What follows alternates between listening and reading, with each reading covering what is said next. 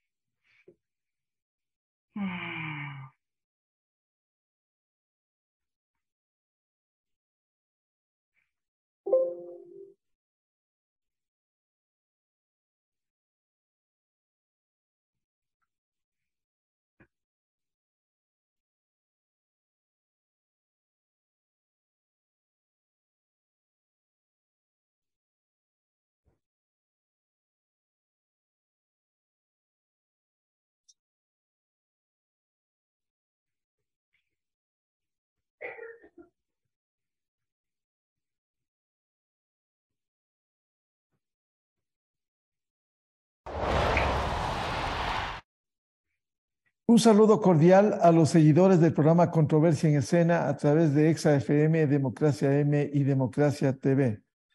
Hoy queremos poner en análisis un tema vinculado con lo social.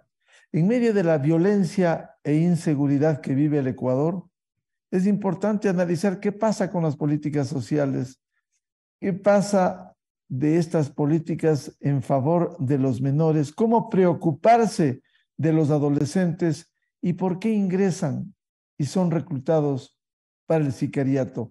La cordial bienvenida a nuestra invitada e invitados, Berenice Cordero, ex ministra de Bienestar Social, doctor Ramiro Ávila, académico, ex juez de la Corte Constitucional, y Fernando Sánchez, ex director de Adolescentes Infractores.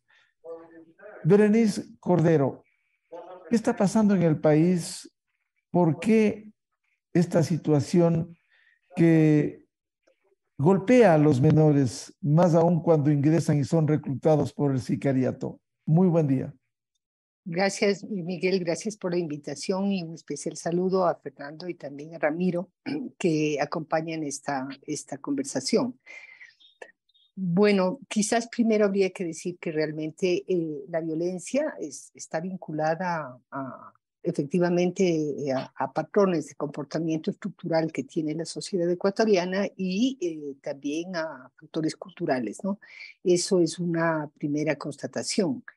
En ese sentido, la violencia que afecta a los niños, a las niñas y los adolescentes, los últimos datos señalan que al menos el 40% de los niños, niñas y adolescentes en el país son víctimas directas de la violencia. No estamos siquiera hablando de la violencia intrafamiliar, en la cual, especialmente la violencia psicológica, al menos afecta a 7 de cada 10 mujeres y sus familias en el Ecuador. Entonces, particularmente los niños de los 12 años en adelante, de 5 a 12 años, son los más afectados por este tipo de violencia estructural, este tipo de violencia social, y en ese entorno es en el cual los niños, niñas y adolescentes crecen. Uno de los factores prioritarios sería justamente atender a las víctimas de la violencia. En este caso, los niños, niñas y adolescentes. Esa es una tarea que debiera competir a todas las instituciones del Estado. Sin embargo, uno revisa, por ejemplo, acababa de mirar esto para esta entrevista, en el país en el año 2021, para que tengamos una idea clara de la magnitud de la violencia contra la familia, la niñez y la adolescencia en el Ecuador, el 14% de las 88,000 detenciones que se produjeron en el Ecuador en el año 2021, estos son datos del Ministerio de Gobierno, de esas 88,000 detenciones, 14% se referían a la causalidad de la violencia intrafamiliar y al mismo tiempo el 14% se referían a detenciones relacionadas con sustancias sujetas a fiscalización. Esta cifra nos debe llamar la atención, porque no estamos hablando siquiera de situaciones extremas que se presentan en relación, por ejemplo, al femicidio. Estamos hablando de una pauta de comportamiento cultural, estructural, social, que afecta a todos los niveles de la población en el Ecuador relacionadas con la violencia intrafamiliar. La atención de las víctimas de la violencia intrafamiliar en el Ecuador está todavía muy limitada en su capacidad, tanto en la capacidad de denuncia, en la capacidad de la respuesta judicial, en la capacidad de la prevención, en la capacidad de atención a las víctimas. Esto es un problema que presenta la política social en el Ecuador desde hace algunos años atrás. La ausencia de servicios, la ausencia de atención a las víctimas y, por cierto, la falta de prevención de este tipo de conductas violentas. Evidentemente, este concepto además tiene que relacionarse con la carencia de un plan, de una política pública de seguridad ciudadana que finalmente debe entenderse como proteger la centralidad de la vida de cada uno de nosotros en este país, de los ciudadanos y ciudadanas, independientemente de su edad, de su condición étnica, etcétera, y que tiene que ver justamente con una dimensión distinta que yo creo que también el país debiera discutir, de la seguridad humana, que es un planteamiento mucho más complejo, que reconoce que existen factores cotidianos que afectan la seguridad de las personas, que afectan la integridad física, psicológica, sexual y material también. En ese sentido, cuando hablamos de la seguridad material, nos referimos al ejercicio de los derechos que tienen que ver con la salud, la educación, el empleo, la reducción de la pobreza, la protección social, etcétera. Entonces, cerca del 70% de la población en el Ecuador es población urbana que está gravemente afectada por este problema de la violencia cotidiana de los niños contra las mujeres y contra las familias, en el núcleo familiar. Ya señalé el dato hace un momento. Si uno revisa el perfil de estas personas, según el análisis que hace el Ministerio de Gobierno, cerca del 50% de ellos no tuvieron escolaridad. Por ejemplo, ¿no? Entonces, este tipo de situaciones agudizadas después de la pandemia y que ahora, ¿no es cierto?, también se impone un relato que es inadecuado.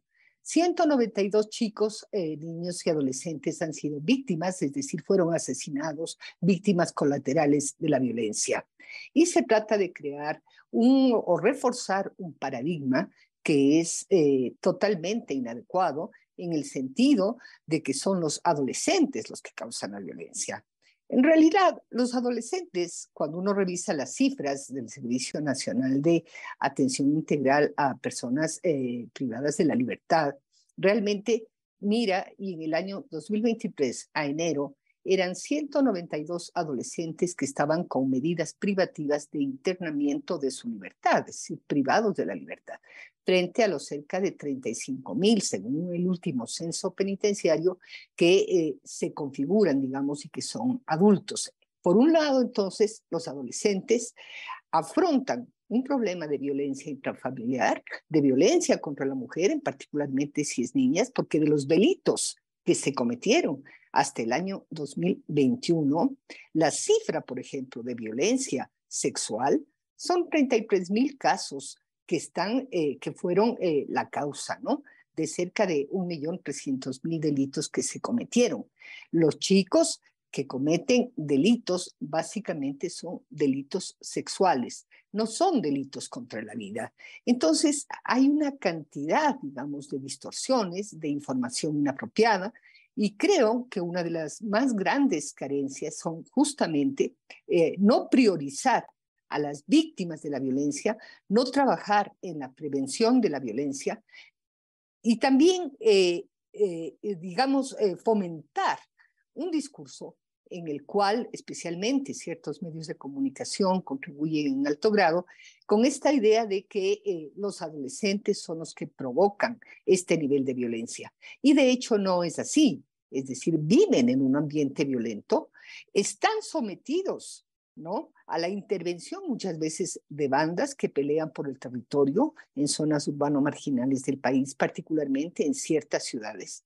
Están sometidos, por cierto, a la amenaza muchas veces por parte de personas que efectivamente buscan reclutar a estos chicos, elemento que ya se analizó en la Ley de Seguridad Integral y Fortalecimiento de las Instituciones Públicas, que fue aprobada en enero de 2023. Y ahí se establece ya una sanción, porque este tipo de delitos configura un delito de trata con fines de explotación en una materia que es la delincuencia organizada, ¿no? Entonces, la participación de los adolescentes en la delincuencia organizada son 57 casos, lo que refleja la estadística de SNAI. 57 casos de participación en, digamos, en el tráfico de sustancias sujetas a fiscalización. Como dije, la mayor parte son delitos relacionados con violencia sexual y un porcentaje, y al menos unos 50, 60 casos relacionados con delitos contra la vida, ¿no? Y lo grave del problema es que se genera esta percepción de estigmatización contra los chicos, se habla de escuelas de sicariato, se habla de que se magnifica la presencia de los adolescentes, y la gran carencia que tiene el Estado ecuatoriano en este momento son dos aspectos. Por una parte, la carencia de la prevención de la violencia en los contextos cotidianos en los que viven los niños, o se quiere reforzar la parte penal, por ejemplo, en materia del bullying, cuando no todas las respuestas son penales. Tienen que ver más bien con los comportamientos en las estructuras de las familias, con la normalización de la violencia como una pauta de crianza, la ausencia de servicios.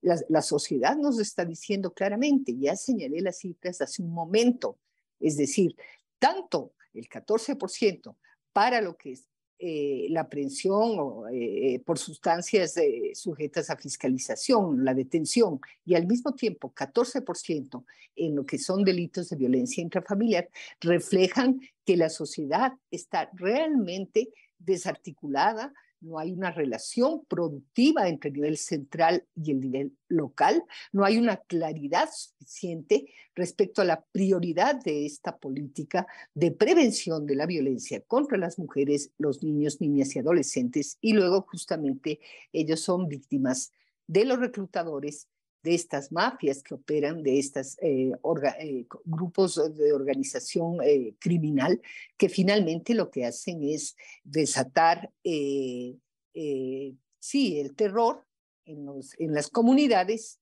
asediar a los adolescentes que se encuentran en riesgo y vulnerabilidad, porque estos elementos estructurales que estoy mencionando, culturales, en donde el valor de la vida de un niño, el valor de la vida de una mujer no es el mismo que el valor de la vida de un adulto, hay ese tipo de conceptos presentes en la sociedad ecuatoriana.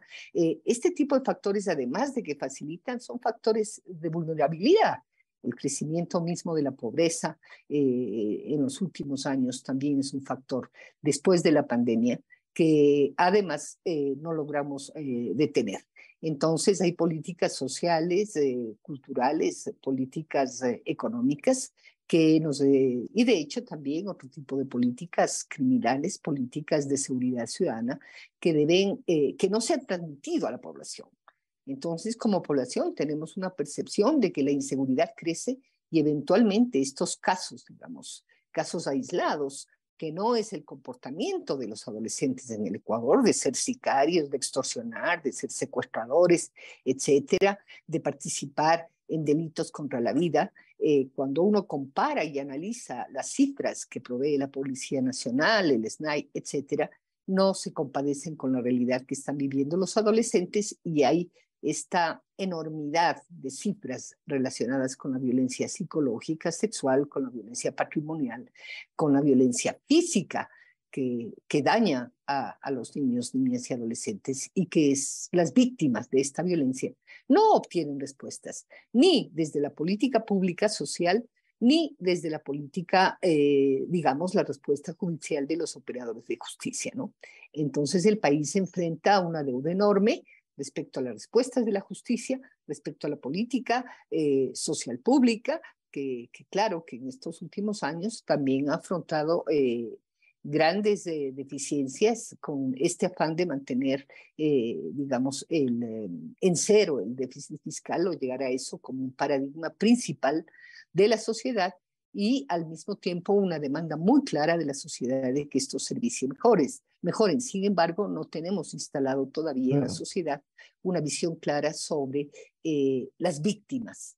¿Qué pasa con las víctimas? ¿Quién les atiende? Vamos a profundizar eso, Berenice, especialmente ir a las causas, más allá de los efectos, la prevención que es tan fundamental, una institucionalidad débil, una falta de políticas que sean de Estado, que no sean de una administración, sino permanentes. Doy la bienvenida a Fernando Sánchez, exdirector de Adolescentes Infractores. ¿Cómo enfrentar este momento en estas condiciones, esta situación de los menores y los adolescentes, algunos de los cuales han sido reclutados para el sicariato? Buen día. Buen día, sí, buen día con todos. Gusto compartir el panel. Hay varias acciones antes de formular el qué hacer. Realmente este diagnóstico que ya nos presentaba Berenice es realmente dramático y más en algunos puntos como Esmeraldas, Santa Elena, las partes de estas de Daule y San Borondón y las zonas de Guayaquil. Comparto y coincido plenamente de que no se puede generalizar ni criminalizar a la adolescencia por el hecho de ser adolescentes. Hay un gran problema de una falta de propuesta de parte del gobierno y de parte de todas las entidades estatales de no saber qué hacer. Coincido, no hay un plan de seguridad y quizás aparece como que no tener plan es el plan. Y eso sería gravísimo. Y parece que estos 8 meses que se nos decía que había un plan hasta el 2030 no se ha presentado. Entonces, aquí la demanda fundamental es un plan integral de todo lo que son las dimensiones del ser humano, educación, salud, cultura, recreación, y también un plan integrado de todas las entidades públicas y también no gubernamentales, cooperación internacional, que definan qué hacer, qué proyecto de joven tenemos. No puede ser que el dilema, el dramático dilema en Esmeraldas sea ser buen futbolista y si no soy buen futbolista tengo que enrolarme con los tiguerones o con otro grupo violento. Entonces, esto nos está llevando a que definitivamente la juventud y la adolescencia la estamos perdiendo como generación. Y hago hincapié en este tema de los jóvenes porque siguiendo las estadísticas del SNAI, existe el 56% de la población que está privada de libertad. ¿Sí? Son jóvenes entre 18, 19 años y 29 años. Y básicamente están presos por 2 problemas. Uno que hacía referencia a Berenice respecto al tema de tráfico de sustancias y el otro por robo a la propiedad. Es decir, da cuenta de la falta de ingresos, de la falta de empleo. Viendo estadísticas de Esmeraldas, es dramático que el 52% de la población de Esmeraldas no tenga empleo, ¿no? Y solamente 1 de cada 5 tiene seguridad social. Entonces, si uno da cuenta de esas variables estructurales socioeconómicas, definitivamente tiene que replantearse una acción pública e integrada, como decía hace un momento. No es posible que las bandas hayan espantado la cooperación y hayan espantado la presencia en el territorio del Estado y los programas sociales, porque eso es justamente imponer. Quien tiene el control, quien tiene las reglas, en este momento son las bandas, ¿no? No ante los del Estado, y están espantando además que salga. Ya han salido ACNUR, Organización de Naciones Unidas, ONGs internacionales que estaban presentes en Esmeraldas, y también han salido en programas sociales públicos, porque la gente no se arriesga a ir. Esa imposición del orden, entre comillas, que es un desorden, un caos, definitivamente es preocupante, ¿no? Y de otro lado, se está produciendo ya una migración interna. La gente de Esmeraldas está saliendo hacia Quito, hacia otras ciudades intermedias. ¿Por qué? Porque no hay una falta de Estado, y eso llama la atención que el presidente recién esta semana que va a Esmeraldas diga que en los 2 años se ha dado cuenta de que no hay Estado. Sí, no hay Estado desde hace rato. Entonces, la propuesta tiene que ser integral para los adolescentes, pero también para sus familias, ¿no? Porque hablamos de adolescentes varones y adolescentes mujeres. Esto tiene que darse cuenta o dar cuenta de una estrategia integral, integrada, pero también decidida, que tenga todo el apoyo político. Cuando se declaran los estados de emergencia, simplemente lo que se hace es abrir la puerta a mayor control, entre comillas, y represión. Pero no se ha declarado una emergencia social. Y yo creo que en esas zonas se tendría que declarar realmente una emergencia social, más allá de temas de seguridad solamente, y tener, con base a los diagnósticos, una propuesta de ir retomando y ganando el terreno a lo que se perdió en estos últimos años, que es en poder de las bandas que ahora se les llama terroristas, pero son bandas delincuenciales completamente, ¿no? Bienvenido al doctor Ramiro Ávila, académico, ex juez constitucional. ¿Cómo enfrentar este momento en medio de esta debilidad para afrontar políticas sociales, preocuparse de los adolescentes que en unos casos son reclutados por el sicariato? Muchísimas gracias. Buenos días, Miguel. Muchísimas gracias por la invitación. Para mí siempre es un honor enorme estar en un espacio coordinado, dirigido por ti. Y también es un honor enorme para mí estar con personas que conozco desde hace muchísimos años, a los que quiero mucho, como Berenice y como Fernando.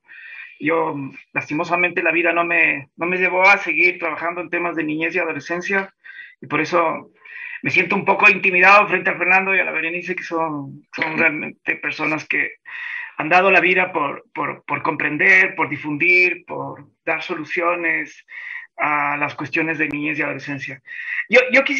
Para responder esa pregunta, Miguel, una de las cosas que me parece a mí que son fundamentales es entender a la niñez y adolescencia. Aquí ya nos ha dado cifras, Berenice, súper importantes. Además, nos ha dado pistas para salir de este estigma que tenemos con un caso que sí existe, pero que al final acaba siendo aislado. Sí, hay un sicariato, hay un adolescente que puede estar manejando un arma y que provoca un asesinato injustificable. Esto pasa, Miguel, y no lo podemos negar. La cuestión, y creo que lo grave es decir, hay que hacer una reforma al Código Integral Penal, hay que aumentar la edad de punición a los adolescentes, hay que aumentar la pena. A mí me parece que esas soluciones no funcionan. Y creo que parte del asunto está comprender las cifras, que son casos aislados, y por otro lado es comprender qué significa ser un adolescente. Yo quería compartir un libro que para mí fue uno de los libros más lindos que he leído en mi vida. Es escrito por un señor que se llama Jorge Amado, que quizás le conocen, el que escribió el famoso Gabriela, Clau y Canela, y también Doña Flor y los dos maridos, uno de los mejores escritores brasileños. Él tiene una joya literaria que se llama Capitanes de la Arena. Y menciono esto, Miguel, perdóname que haga esto estoy haciendo constantemente en mis clases, porque a mí me da la impresión que una de las cosas más difíciles que tenemos los seres humanos es comprender la situación y la vida de gente que vive otras experiencias y que vive otra realidad distinta. Yo no soy persona pobre, yo nunca fui una persona marginal, yo nunca fui una persona que ha vivido la exclusión. Yo siento que soy un ser humano con muchos privilegios y tengo conciencia, además, de que ser privilegiado a veces hace que uno pierda la comprensión de la gente que vive en desgracias. Y por eso yo creo que a veces la literatura, en particular para mí, me ayuda a poner los pies en la tierra y me ayuda a comprender realidades que son difíciles y que quizás nunca los experimente. Por ejemplo, vivir lo que posiblemente están viviendo nuestros seres ecuatorianos que están migrando y que están cruzando el Darién, es muy difícil entender eso. Y también es difícil entender qué significa ser un adolescente que se mete en cuestiones difíciles como el tener que vivir del sicariato o del robo. Por eso hago esta mención de Capitanes de la Arena, porque es una novela donde uno puede entender la vida de niños que han vivido en desgracia. La novela es protagonizada por un niño, un adolescente que se llama Pedro Bala, y él lidera a estos capitanes que se llaman ellos de la Arena, que son alrededor de 100 niños en Salvador de Bahía que viven literalmente en la calle. Y viven en la calle y además son el terror de la gente en Bahía. Son el terror, son temidos, roban, de vez en cuando cometen infracciones de atentar contra la integridad de otras personas y tienen algunas cosas en común estos adolescentes. Todos huyeron de su casa por cuestiones de violencia familiar, otros fueron abandonados intencionalmente por adultos y adultas y otros fueron huérfanos. Y lo que tienen en común también es que el Estado no les ha dado ningún tipo de atención y de vez en cuando aparece el Estado en su peor forma, que es a través de la intervención penal.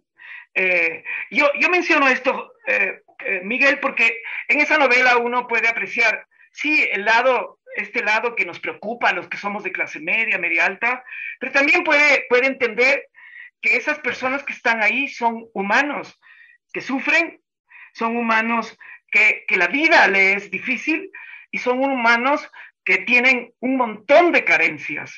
Tienen carencias afectivas, tienen carencias familiares, tienen carencias en los servicios públicos, no tienen educación, no tienen lugares donde tener, digamos, cuestiones básicas como vestido, vivienda, alimentación.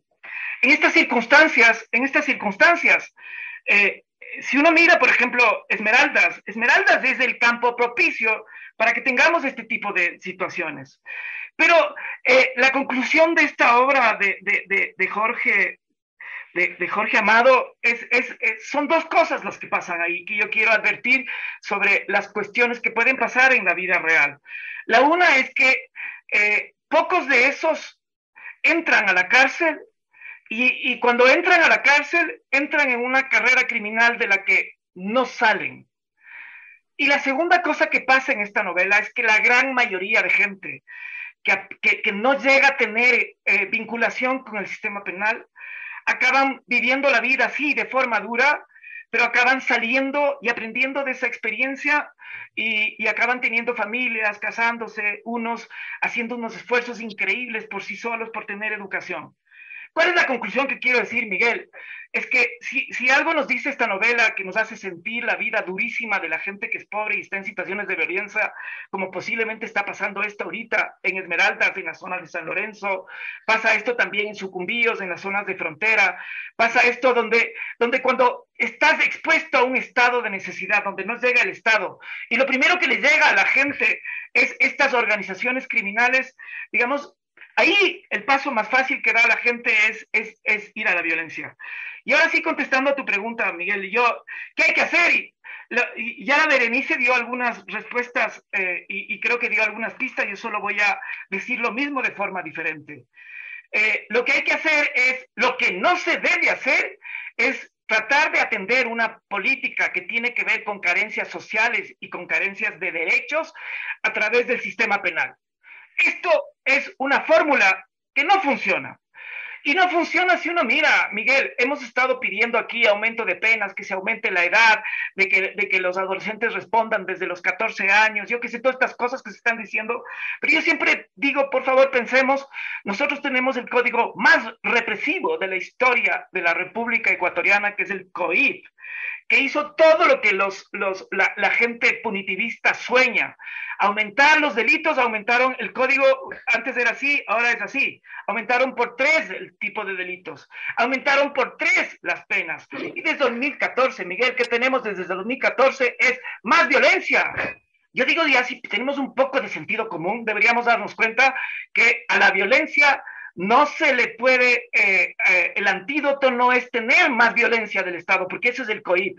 El Código Penal, los códigos penales significan más policías, más cárceles, más fiscales, más defensores públicos, más acusaciones, es violencia del Estado. Y eso, si no funciona con los adultos, tan peor con los adolescentes. Entonces, este segmento de la política criminal, del uso de la violencia, tiene que ser parte de un segmento mayor, que es una política de gestión de la conflictividad, y ese tiene que ser parte de una política mayor, que es lo que ha estado hablando la Berenice, que son las políticas públicas y entre ellas las de inclusión.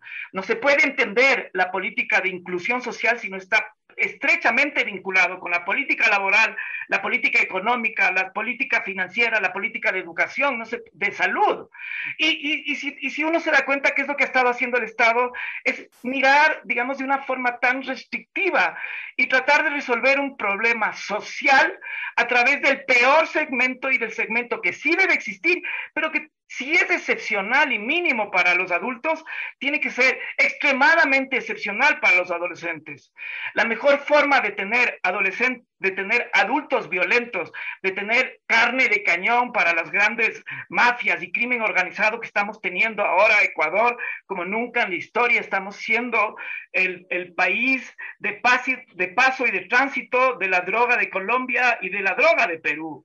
Entonces, digamos, esta es una realidad, pero si queremos evitar que nuestros adolescentes y nuestros niños y niñas sean reclutados por estas bandas criminales, tiene que estar el Estado. Y esas personas tienen que tener educación, y esas personas tienen que tener servicios públicos, y tienen que tener vivienda, y tienen que tener nutrición adecuada, y tienen que tener familias, y no las biológicas familias que les cobijen.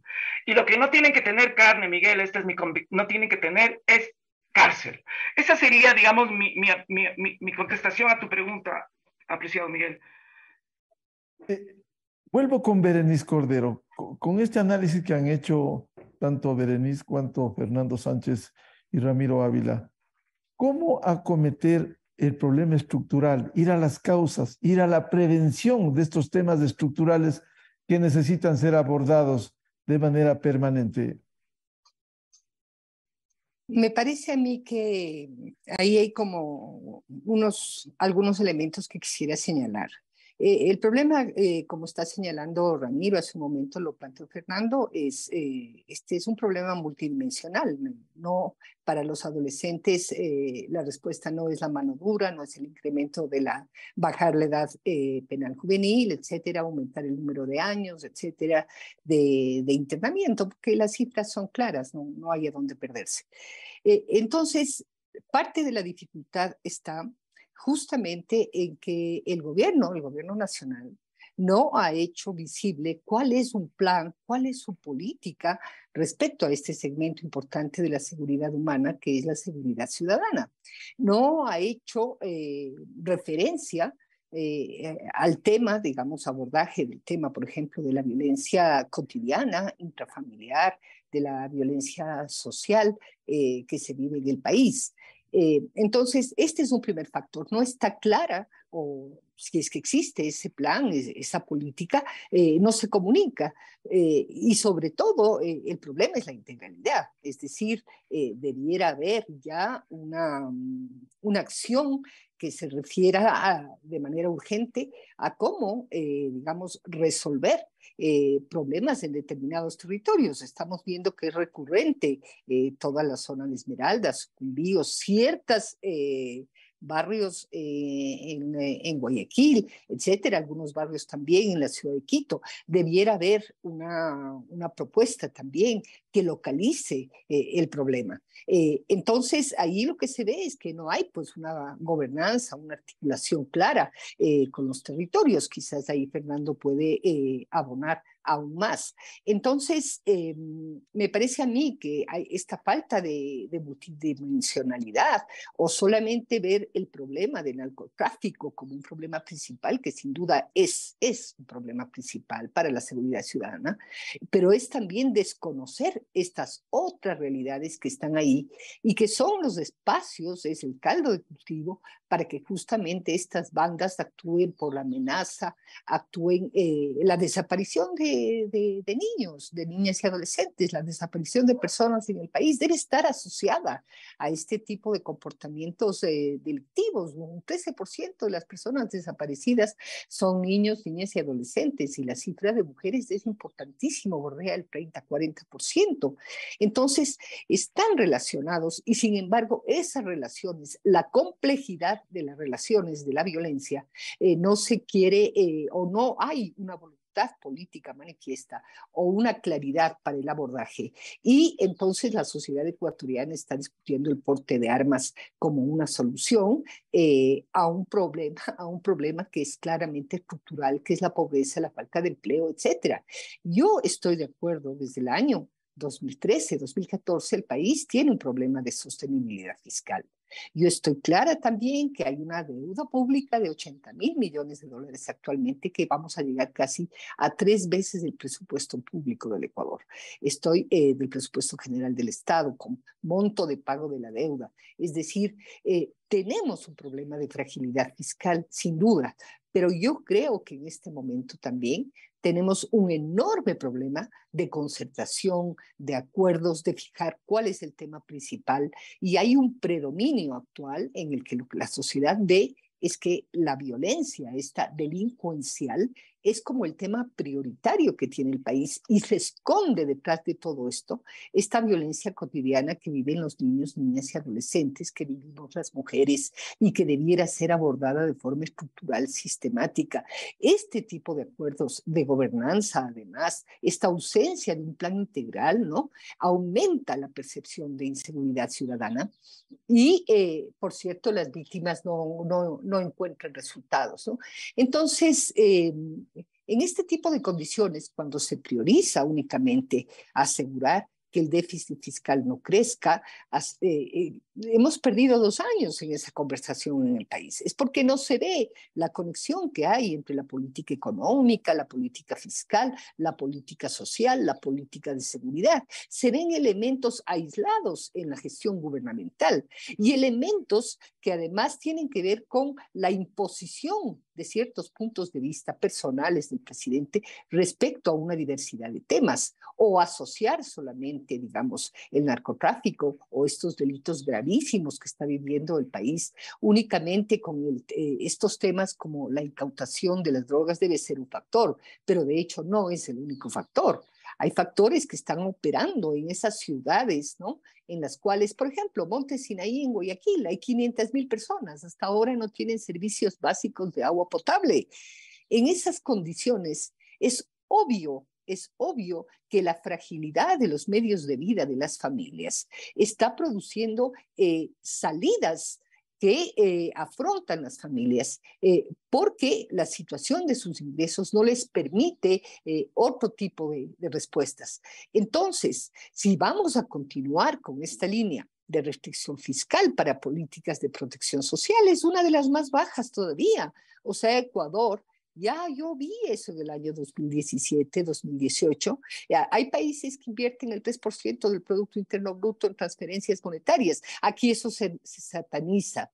Se ve que eso es como un error, se ve que eso es un problema, cuando en realidad es una fórmula, cuando no existen mecanismos de generación de empleo, la economía no da para eso. Hay que priorizar la protección de las familias más pobres de este país. Sin embargo, nosotros no estamos llegando ni al 0,60 del Producto Interno Bruto en ese tipo de políticas. Luego, dejamos descuidada la salud, desabastecida, le quitamos el personal, hacemos ajustes inconcebibles, o queremos ajustar el gasto fiscal en áreas en las cuales la población requiere, por ejemplo, la salud, el desabastecimiento, por ejemplo, la falta de médicos, o el traslado de fondos para las organizaciones que atienden a los niños más pequeños. Es decir, este tipo de errores, que yo creo que son conceptuales, que no atienden a lo que dice la Constitución, se transforman luego en errores políticos. Y lo más grave, Miguel, es que la inseguridad es un factor de empobrecimiento. No se ve la relación que hay entre inseguridad y pobreza. No solamente como un factor que facilita, sino como un factor que puede ahondar las condiciones de pobreza y de vulnerabilidad justamente de las poblaciones más afectadas. Entonces, en este tipo de condiciones, esta carencia de esta política, de este plan integral, esta carencia de concurrencia de los actores, digamos, y un país secuestrado en el debate de la política, de que si el presidente se va o no se va, y resulta que estos elementos, o el porte de armas, que casi fue el debate de las últimas 2 semanas, este tipo de elementos, que son realmente los sustantivos, los que nos podrían llevar hacia un camino distinto al actual, quedan sumidos, quedan subsumidos y marginales digamos, en la preocupación de los actores políticos e institucionales, y la sociedad también, digamos, se vincula a ese debate y deja de trasladarle a la sociedad, que la sociedad civil es muy debilitada, las organizaciones de la sociedad civil, muy debilitadas ya desde hace algunos años, dejan de actuar, la propia academia deja de participar en este tipo de discusiones y el debate se traslada básicamente a factores políticos que no son los que van a resolver centralmente este tipo de problemas. Berenice, ¿y cuáles debieran ser esos acuerdos mínimos de los que señala? La necesidad básica de tener acuerdos en el país. ¿Quién se puede poner de la atención a los menores, a los adolescentes, más allá de los problemas que estamos viviendo? Miguel, de hecho no hay voluntad política para financiar una política de prevención y atención de las víctimas de la violencia.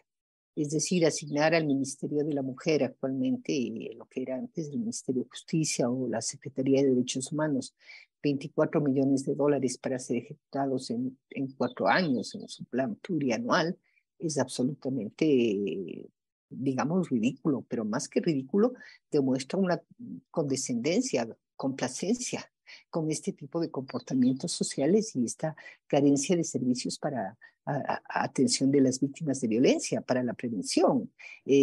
Entonces, me parece a mí que eso refleja, es decir, esa es la voluntad política del gobierno, no atender la prevención del femicidio, no trasladar los bonos de femicidio ahora por muertes violentas a cerca de 1,000 casos, pero también hay un abandono enorme, ¿no?, de la justicia respecto a estas causas.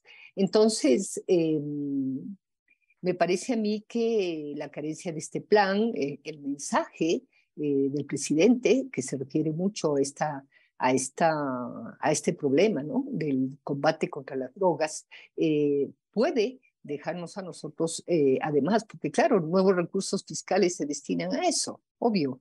Entonces, más policías, vamos a crecer con armamento, vamos a crecer en gasto tanto militar como gasto propiamente de lo que es seguridad, la Policía Nacional, y vamos a llegar a un momento en donde ese dinero pues también va a significar ajustes en la respuesta social o programas prioritarios, que tampoco se ve un plan social consistente, ¿no? Ese es el otro problema, es decir, no tenemos ni un plan de seguridad ciudadana claro asociado a este concepto de la seguridad humana, que no es la defensa del Estado, de la amenaza externa, no está claro.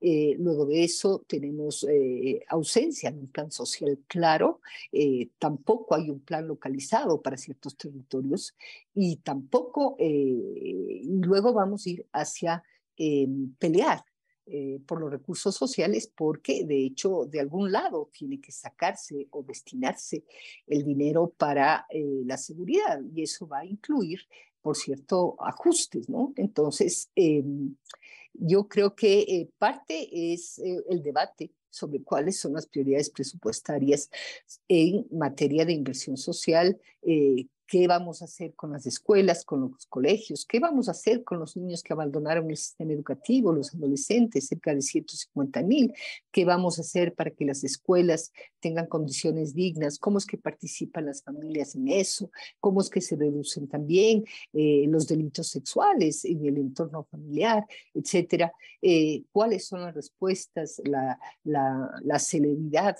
o la actuación de oficio de parte de los jueces que están debiéndole a la niñez y la adolescencia muchísimo en este país, en estas materias. Entonces, me parece a mí que esas son las materias en las que necesitamos acuerdos. ¿Cuál es la prioridad de lo social? ¿Cuánto se destina a erradicar la pobreza? ¿Cómo vamos a hacer para poder incluir adolescentes en riesgo y altísima vulnerabilidad en planes que trabajen el uso del tiempo libre? ¿Cómo vamos a hacer con el tema del consumo de drogas, que también son factores de riesgo en la adolescencia?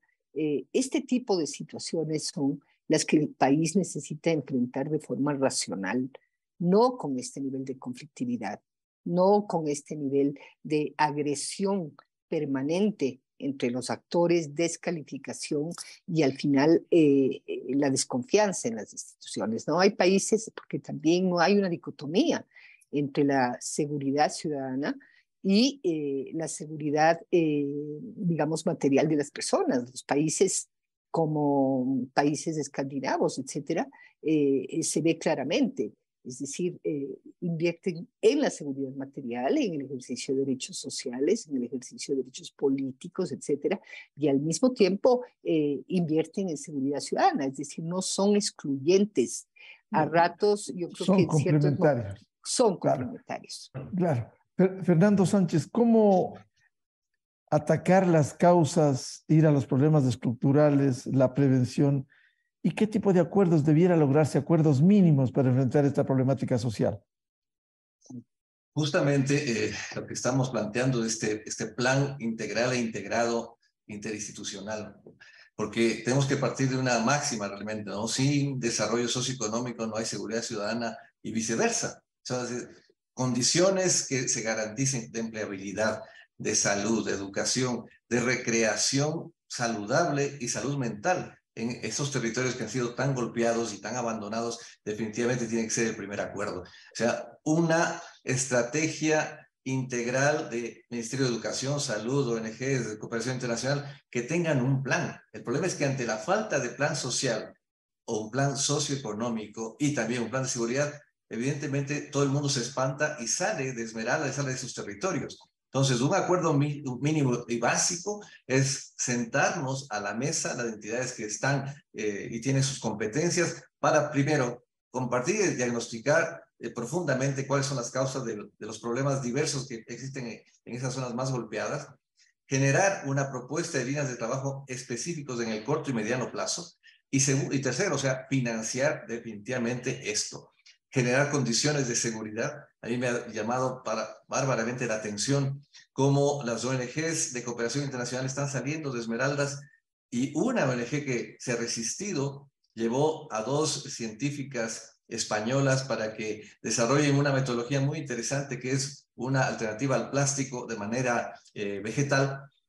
Tuvieron que entrar no con la Policía Nacional, tuvieron que entrar con las guardias de seguridad de la Embajada Española a esos territorios. Entonces, ni siquiera la policía está ya en esos territorios. Entonces, no se trata de declarar solamente el decreto de excepción, sino esta integración, como bien apuntabas, Miguel, esta complementariedad entre lo que es, y habrá que obviamente secuenciar, que es primero recuperar esos territorios en términos de dar seguridad a la gente. Que la gente que salió de Esmeraldas o está saliendo del Monte Sinaí regresen a sus casas, pero con condiciones de seguridad, que se identifique claramente. Y aquí hay una falencia total. No hay inteligencia militar ni inteligencia policial como para identificar quiénes son los que están golpeando y dónde están. Con las diferencias que guardo yo con el señor Bukele, pero él sí les identificó dónde están, y son 60,000, 70,000 personas que estuvieron en las calles y en este momento están en una cárcel. Pero las condiciones de seguridad se han recuperado. Ahora, ¿cuál es el plan de recuperación para los jóvenes, adolescentes que están privados de libertad? Ese es otro tema que también hay que hablar. Porque sin una institucionalidad fuerte, sin condiciones de seguridad, vuelvo al tema, pero sobre todo sin un plan que signifique recuperar esos proyectos de vida de los jóvenes y adolescentes. Estos jóvenes que están en la cárcel, que están privados de libertad, al salir, ¿a dónde van? Lo que decía Ramiro hace un momento. Si es que no se generan, y eso pongo el dato que es gravísimo, 2 datos que son gravísimos del SNAI. En la penitenciaría editorial existen casi 9,000 privados de libertad. Y el único taller que funciona es un taller de carpintería con capacidad para 200 privados de libertad que sigan ese curso de carpintería. De 9,000 a 200. Entonces no hay una propuesta técnica de rehabilitación tampoco. Y lo otro, en términos de prevención, que creo que es fundamental decirlo. Yo recuerdo, y permítame comentar esta anécdota, entre comillas de anécdota, es que un niño de 12 años le mató a su primo de 14 años en Riobamba. Cuando yo pregunté por qué ese niño de 12 años, porque con la bajada de la edad de la inimputabilidad a 12 años, ese niño entró al sistema de rehabilitación social. Les pregunté por qué fue la muerte. por un paquete de galletas que el primo le quería quitar.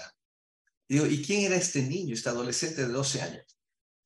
Su papá privado de libertad en Guayaquil y su mamá privada de libertad en Cuenca. Si no se invierte en recuperar esos proyectos de vida, definitivamente los estamos perdiendo. Se está perdiendo una generación. Y lo grave de esto es que parecería como que nuevamente vuelve ese diálogo perverso entre gavilanes y palomas al momento de tomar decisiones económicas, ¿no? Se nos quedó un proyecto, justamente cuando yo estaba de subdirector del SNAI y Berenice estaba de ministra, que era para los hijos de los privados de libertad, que son 8,000, alrededor de 8,000 hijos de privados de libertad que están viviendo con sus familias extendidas. Ese proyecto, que era para trabajar con 2,000 niños, hijos de privados de libertad, que era acompañarles en su salud, su educación, cuadro de vacunas, del que cumplan los deberes, en fin, era asistirles, además darles contención psicológica. Eso se quedó en el escritorio del viceministro de Finanzas y lo negó. Entonces, si no existe un acuerdo público, nacional, de salvar vidas en este caso y salvar proyectos de vida, definitivamente no vamos sino a tener un nuevo diálogo como el que estamos teniendo ahora, con datos mucho más críticos y más perversos. Doctor Ramiro Ávila, ¿cómo atacar las causas, fortalecer la prevención y lograr acuerdos que permitan precisamente un modelo social de inclusión? Gracias, Miguel. Yo creo que uno de los problemas fundamentales, una de las causas fundamentales de todo es la profunda inequidad que vive este país en toda su vida republicana. Si uno mira las cifras de concentración de la riqueza, las cifras de distribución de la tierra, las cifras del índice laboral, desempleo, y ahí hay un problema que es de todos, digamos. Pagamos mal impuestos, evadimos, no asumimos responsabilidades frente a los problemas, siempre estamos descargando todo en una política, además de una política que es caudillista, que es basada en la corrupción, en los acuerdos, en las prebendas. En medio de todo eso hay una falta de liderazgo evidente político. La clase política, digamos, nos debe mucho, pero eso también tiene mucho que ver de una sociedad que tampoco se compromete y que vivimos en este mundo, en este sistema que es tan individualista, tan egoísta, tan complejo. La otra cosa ya más práctica es que no solo que hay falta de liderazgo por parte de quien gobierna, sino también hay una falta de experticia en cómo atender estos problemas.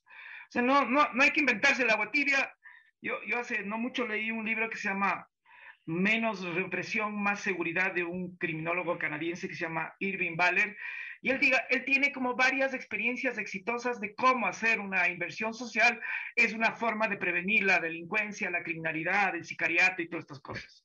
Digamos, si uno mira los países nórdicos donde están cerrando cárceles, donde están alquilando cárceles para otros países que son punitivistas, digamos, ¿qué hacen ellos? ¿Qué hacen ellos? Y una de las primeras cosas que hacen es distribuir mejor la riqueza, pagar impuestos a los que somos ricos. Y la otra es supervisar cómo están invirtiendo los gobernantes el dinero. Nada de eso hay acá, nada de eso. Y otra cosa que es fatal, Miguel, es que las comunidades cada vez son más individualistas, no existen comunidades. Este es un problema. Cuando uno mira cuáles son los lugares donde hay más posibilidades de crimen organizado, donde hay más posibilidades de que haya corrupción, donde hay más posibilidades de que haya violencia, no es casual que sean comunidades que no tienen vínculo social entre sí. Y esos vínculos sociales se construyen o se destruyen. Y esos se destruyen también con parte de políticas públicas y políticas sociales. La educación que ven nuestros hijos, nuestras hijas, qué es la cosa que circula en los medios, en las redes sociales. Y uno va a ver que todo lo que estamos viendo, toda la parte cultural de nuestro país, tiene que ver con cosas, programas de violencia y todas estas cosas. Así que por donde veamos, Miguel, aquí una de las cosas que yo supongo que ya estamos acabando, pero una de las cosas que ha sido como evidente en estas intervenciones que hemos tenido en este conversatorio es que faltan políticas públicas integrales e inclusivas y que se están mirando los problemas de forma restrictiva. Entonces, no se leen bien los problemas, no se identifican las causas y solo se identifican los efectos, que es la violencia que comete alguna persona y que es maximizada por las redes sociales. Así, digamos, no se hace política pública, tampoco se hace política pública de forma reactiva y de forma además populista. violencia. Hace rato Fernando mencionó, así muy incidentalmente, aunque mencionó que hay diferencias, la política Bukele a mí me parece fatal. A mí me parece, además, El Salvador es un país donde desde el año 1990 están con política dura, política más que dura, mano dura, todos han sido represivos. Y lo único que hacen es la represión violenta, como está haciendo Bukele, lo que va a hacer es que sí se contiene temporalmente un fenómeno, porque además está militarizada y además casi toda la gente pobre que está relacionada con bandas están encarceladas. El problema va a ser que a mediano plazo eso explota y luego lo que tenemos es una mayor violencia. Nuestro problema carcelario, Miguel, esto de que tenemos masacres en las cárceles, tiene que ver como un resultado de una política punitivista. No es una causa las bandas criminales que están ahorita en las cárceles, que están controlando prácticamente Esmeraldas, algo de Manabí, Los Ríos, parte de Guayas, y ya se están viniendo, digamos, expandiendo. Ese no es la causa. Ese es un efecto de abandono del Estado y abandono de políticas públicas. Y lo peor que podemos hacer, lo peor es dar respuesta simple, aislada, restrictivamente criminal de mano dura a ese resultado. Yo estoy seguro que Bukele en pocos años le va a estallar en la cara la violencia social que está creando a través de la violencia estatal. Así que por ahí, yo insisto, no va la solución y hay muchas causas que tampoco lo vamos a resolver acá, pero me parece que los mecanismos que estamos viendo y viviendo no son los adecuados. Claro, efectivamente, el caso Bukele y otros en América Latina han ido a los efectos de esa violencia y no a las causas. Partiendo de un hecho que quiero plantearle a Berenice Cordero, la desestructuración también de la familia. ¿Cómo rescatar eso? He estado revisando estos temas y hay un cambio dramático respecto a las familias en el Ecuador. Cada vez crece, digamos, lo que sería la jefatura femenina del hogar. Las mujeres ya no se casan en el Ecuador. Ya las jóvenes no tienen como proyecto de vida el matrimonio. Pueden decidir tener hijos, pero solas. Este es un elemento bien importante que no se tampoco se está revisando adecuadamente en la política pública. Ya no hay esta restricción de que el proyecto de vida necesariamente tiene que ser el matrimonio, el cuidado de la familia o el cuidado de los hijos. Hay cambios también en el comportamiento de los jóvenes, en la estructura de las familias, pero como decíamos hace un momento, es decir, esto es un elemento que habrá que analizar, porque de hecho cada vez será mayor la presión que tienen las mujeres, pese a las brechas tan enormes de nivel salarial o las brechas tan grandes por la falta de servicios de cuidado, especialmente para los niños más pequeños, o la violencia que hace que tengan que ir a dejar y sacar a sus hijos de los establecimientos educativos en las comunidades que están más afectadas en el país, hace que el tiempo de las mujeres dedicada al cuidado, dedicada a, digamos, a asegurar la seguridad a través de estos medios, que ya no es el uso del transporte público, sino caminar largas distancias para que acompañar a sus hijos, no solamente por el tema de la violencia criminal, sino también por el microtráfico, una serie de factores en las comunidades más pobres. La situación de las mujeres se va a empeorar. Por cierto, la situación de las mujeres se va a empeorar por las brechas que existen, por la falta de una política clara de protección de manera prioritaria a las mujeres, etcétera. La protección en realidad de los ingresos de las mujeres y estos temas de la violencia que ya estábamos señalando. Entonces, las familias ecuatorianas, yo creo que en este tiempo están viviendo cambios muy grandes dentro de la estructura de las familias y cada vez es más urgente atender, digamos, la situación de las mujeres de modo prioritario. Pero la creación de un ministerio no resuelve, digamos, nada si es que no hay asignación fiscal, asignación presupuestaria, voluntad política, si es que no hay un discurso político y social que ayude a cambiar. Por ejemplo, el embarazo adolescente, 70,000 embarazos en el Ecuador son embarazos de adolescentes y jóvenes mujeres en el Ecuador. Entonces, este tipo de condiciones que empobrecen la calidad de vida de las mujeres, digamos, respecto a la ausencia de un plan que involucre cambios en la estructura de gestión, por ejemplo, de la política respecto a las mujeres y mujeres madres de familia, me parece a mí que tampoco está dentro de la visión del actual gobierno. Debe ser entendido como un factor crítico para construir, para cambiar, digamos, los niveles de inequidad, de desigualdad que existen, ¿no? Las familias, los niños, cuando he entrevistado yo a niños, niñas y adolescentes, hablan de entornos particularmente violentos. Es decir, no es solamente el problema de la violencia intrafamiliar, es el acoso en el establecimiento educativo, es el acoso en el transporte público, la inseguridad que sienten en particular las niñas y mujeres adolescentes al salir al espacio público en el barrio. Es decir, hay una sensación de peligro, de riesgo, de daño de su integridad física, sexual, psicológica. Particularmente las niñas y adolescentes mujeres están viviendo en un entorno violento. No es solamente la estructura de las familias, que poco a poco hay luchas internas y va cambiando eventualmente algo en estas relaciones violentas que se transmiten de generación en generación. Va cambiando, van habiendo ciertos hitos que demuestran cambios. Sin embargo, toda la estructura alrededor del barrio, del espacio público, es un espacio de amenaza, sobre todo a la integridad física y sexual de las niñas y adolescentes mujeres. La familia no necesariamente es un entorno seguro. Recordemos que gran parte de los delitos sexuales son producto de tienen como perpetrador justamente a los algún familiar cercano, algún amigo, algún conocido por la víctima, ¿no? Entonces, en este tipo de condiciones, la familia está afrontando tensiones muy grandes por los medios de vida, el problema del empleo. Las madres tienen que usar su tiempo también para defender ahora, ¿no? Es una nueva agenda este tema de la seguridad. Parte ya no es solamente llevar a los niños al servicio médico, al servicio de educación, al servicio... No, ahora también hay que procurar un entorno de seguridad y eso también abona en la carga mental y la exclusión y la discriminación de las mujeres, que cada vez tendremos menos tiempo para, digamos, trabajar el plan de vida personal o acceder al mercado laboral.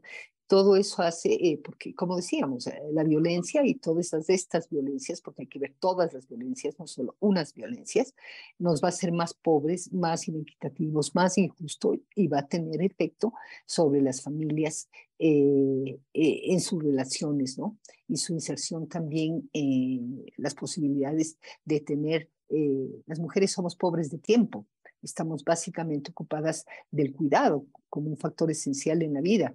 Y por eso no se recibe una remuneración.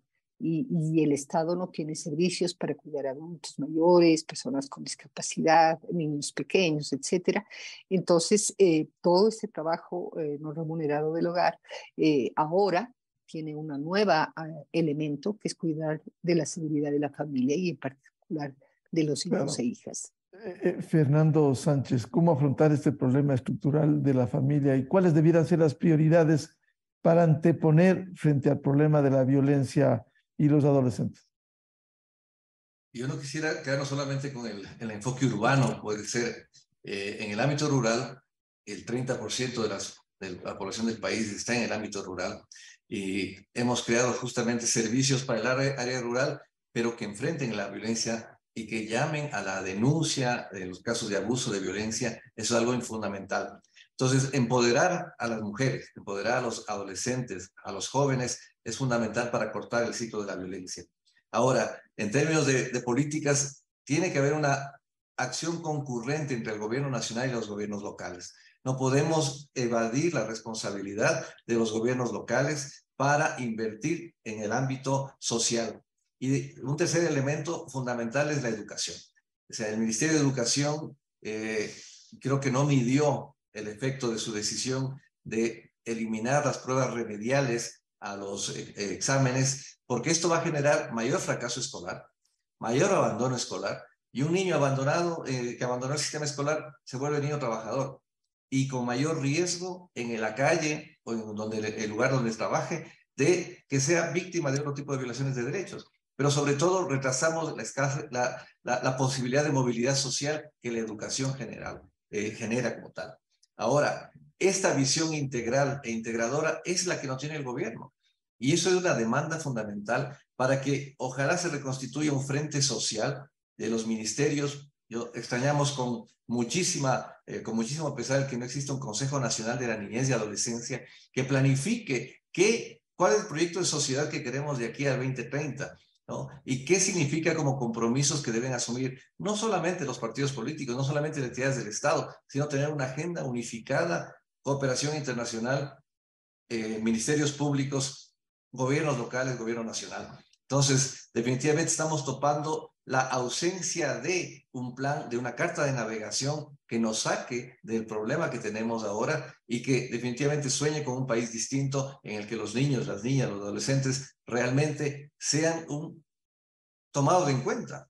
Este momento, motivos de orgullo, viene a ser la sub-17 de fútbol, pero ¿dónde están? No tenemos un premio Nobel de cualquier de literatura, esto que nos fascina tanto a Larcy como a mí, ¿no? A Ramiro como a mí. Es algo fundamental el replantearse los sueños. No tenemos un proyecto de país y yo creo que es hora de sentarse realmente en este cambio de administración de los gobiernos locales. Creo que es fundamental el que incorporen a la niñez, a la adolescencia y a todo el eje social como un ámbito de su responsabilidad y no solamente del gobierno nacional. Doctor Ramiro Ávila, el tema de la familia y el tema de las prioridades que debiera este momento para lograr por lo menos establecer las bases para políticas integrales. Yo creo, Miguel, que se han topado acá cuatro sectores o cuatro segmentos de la población que se han mencionado y quiero destacar, además de la familia. El uno con el que comenzamos es el de los adolescentes en general, las personas adolescentes. El otro que acaba de destacar Berenice, que es fundamental, que es el de las mujeres y la situación esa, que yo también estoy convencido de que sin una política adecuada de atención y de promoción de los derechos de las mujeres, y también en eso tiene mucho que ver ese montón de privilegios que tenemos los hombres frente a esta situación de cómo se organiza la vida y cómo los hombres descuidamos roles tan importantes como los de cuidado. Y acaba de mencionar Fernando la cuestión rural. Yo creo que ellos son, y ellas son quienes nos dieron de comer en la pandemia, y me parece que la situación entre ciudad, que estás ahora, digamos, las ciudades, Quito en particular y Guayaquil, que estamos captando tanta marginalidad que nos viene del campo.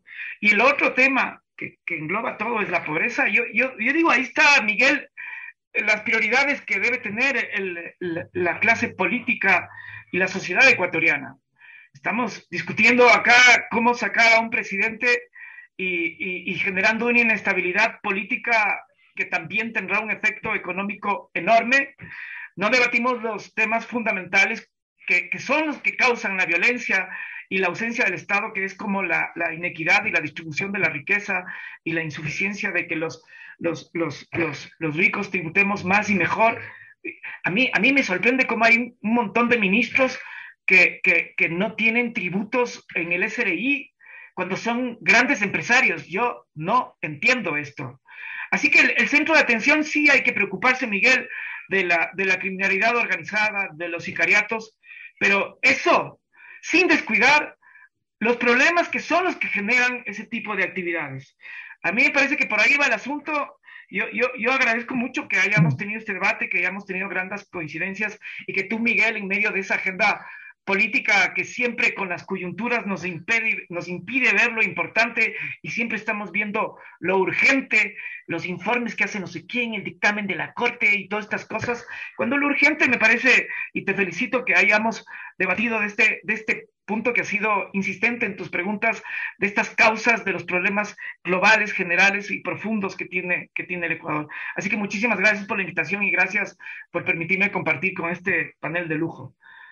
Bien, quiero agradecer a Berenice Cordero, exministra de Bienestar Social, a Ramiro Ávila, académico, ex juez constitucional, y a Fernando Sánchez, exdirector de Adolescentes Infractores. Precisamente lo que queríamos hacer, poner en debate, en escena, buscar la concienciación de los ecuatorianos, de las élites del gobierno, de la clase política, que tienen otra agenda de país, cuando debieran preocuparse de un plan integral social, ir a las estructuras, parte de ello las políticas sociales a favor de los menores, los adolescentes, que parte también se ha evidenciado por su reclutamiento al sicariato. Muchas gracias a Berenice, a Ramiro y a Fernando, su valioso aporte esta mañana.